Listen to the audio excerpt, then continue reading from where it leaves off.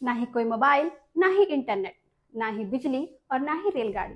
फिर भी दुनिया दौड़ रही थी, आगे बढ़ रही थी।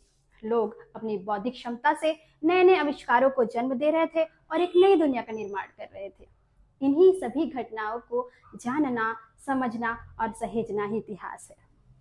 विद्यार्थियों, इतिहास केवल युद्धों, तारीखों की कहानी नहीं है, बल्कि मानव सभ्यता की स्मृति है। तो चलिए चलते हैं इतिहास की उस यात्रा पर जो हमें अतीत से वर्तमान की ओर और वर्तमान से भविष्य के लिए नई दिशा खोल देती है। तो चलिए स्टार्ट करते हैं, समझते हैं क्या है इतिहास शब्द। इतिहास क्या है? इतिहास शब्द का शाब्दिक अर्थ, इसे हम दो दृष्टिकोण से समझने का प्रयास करेंगे। पहले, इतिहास, अंग्रेजी में इतिहास को हम हिस्ट्री के नाम से जानते हैं। हिस्ट्री शब्द कहां से आया? हिस्ट्री शब्द ग्रीक भाषा के हिस्टेरिया से बना है।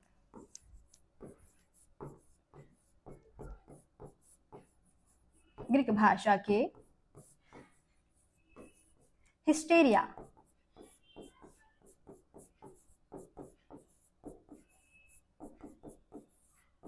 हिस्टेरिया शब्द से बना है, जिसका अर्थ होता है खोज करना, अनुसंधान करना या गवेषणा करना। विद्यार्थियों, हिंदी में इतिहास शब्द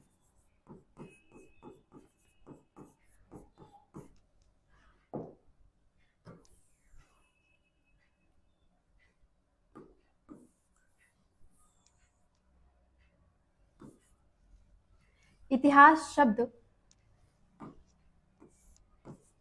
संस्कृत के इति धन ह धन आस अर्थात 3 शब्दों से मिलकर बना है। इति धन ह धन आस।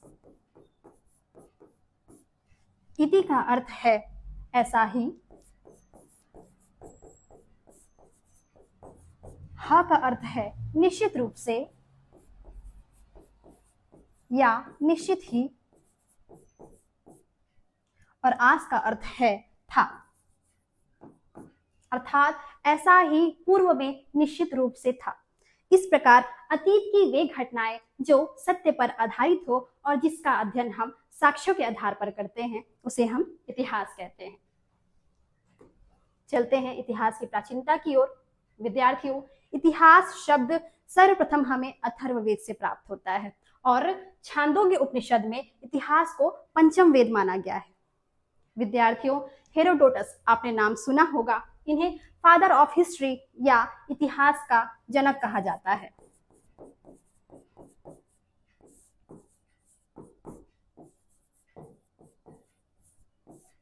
क्योंकि इन्होंने सर्वप्रथम अपनी पुस्तिका हिस्टोरिका में इतिहास शब्द को परिभाषित किया और बताया कि इतिहास का अध्ययन कैसे किया जाए। देखते हैं इतिहास का महत्व। इतिहास का मानव जीवन में क्या महत्व है? इतिहास हमें केवल घटनाओं से अवगत नहीं कराती, बल्कि सोचने, विश्लेषण करने और कारण परिणाम समझने की क्षमता विकसित करती है।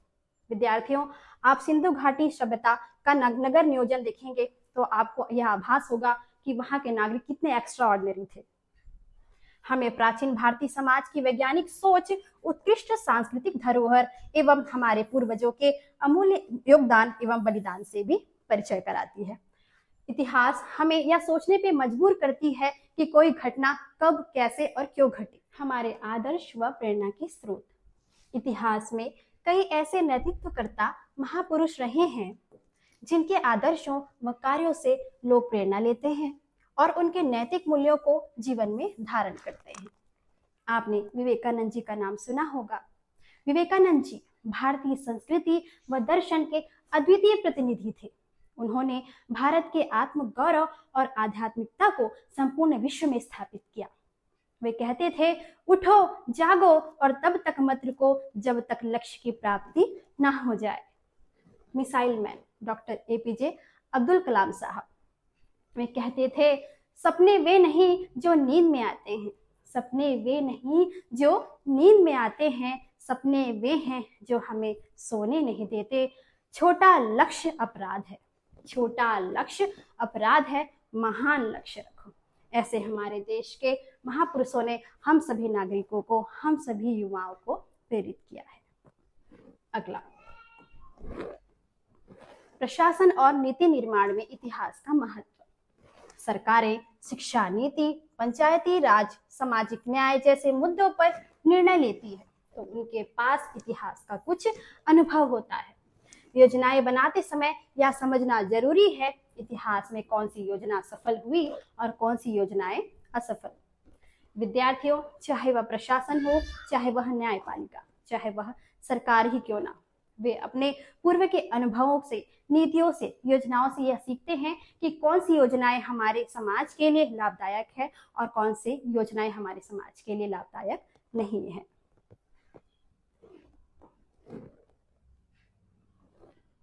सामाजिक और सांस्कृतिक महत्व। हमारा समाज, हमारी परंपराएं और हमारी पहचान सभी की जड़ी इतिहास में है। समाज में जाति व्यवस्था, धार्मिक आंदोलन, भाषाई विविधता कहां से आई, कैसे उत्पन्न हुई, इसका जवाब हमें इतिहास ही दे सकता है। विद्यार्थियों, आपने अंबेडकर साहब जी के नाम सुना होगा। अंबेडकर साहब का सामाजिक संघर्ष क्यों हुआ, उसके कारण क्या थे, बौद्धिक धर्म के उदय के क्या कारण थे, क्या आवश्यकता हुई बौद्ध धर्म के उदय की, भक्ति आंदोलन की आवश्यकता क्यों महसूस हुई। अगर ऐसा हम प्रश्न करें तो इसका जवाब हमें इतिहास के अध्ययन से ही प्राप्त हो सकता है। अगला महत्व देखते हैं,